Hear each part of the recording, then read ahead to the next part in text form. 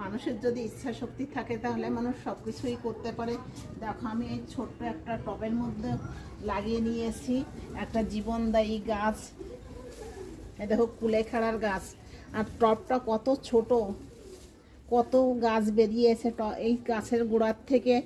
আর প্রত্যেক দিন আমি এই কুলেখাড়া গাছের থেকে পাতা ছিঁড়ে নিই, অল্প অল্প করে পাতা ছিঁড়ে দিয়ে সিদ্ধ করে এর জল খেয়ে নিই, কেননা আমার একটু রক্তশূন্যতা আছে। আর যাদের রক্তশূন্যতা আছে তারাও এরকম বাড়িতে টবের মধ্যে কুলেখাড়া গাছ লাগিয়ে নিতে পারো। এই কুলেখাড়া শাক যে কোনো মাছ দিয়ে, ছোটো মাছের সঙ্গেও রান্না করে খেলে খুবই উপকার পাওয়া যায়।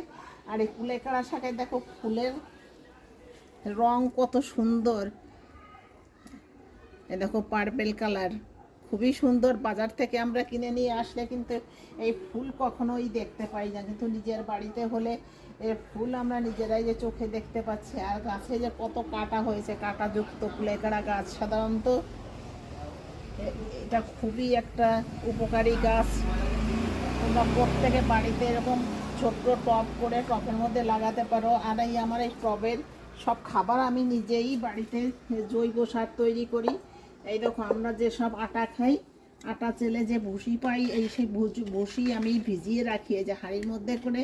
এইগুলো আমার প্রত্যেক গাছের সার হিসাবে ব্যবহার করি। আর আমি সকালেই নিয়েছি, আজকে সকালে নিয়েছি পাতা ছেটে চায়ের মতো জাল দিয়ে খেয়ে নিয়েছি, আবার নেবো কালকে সকালে এখান থেকে।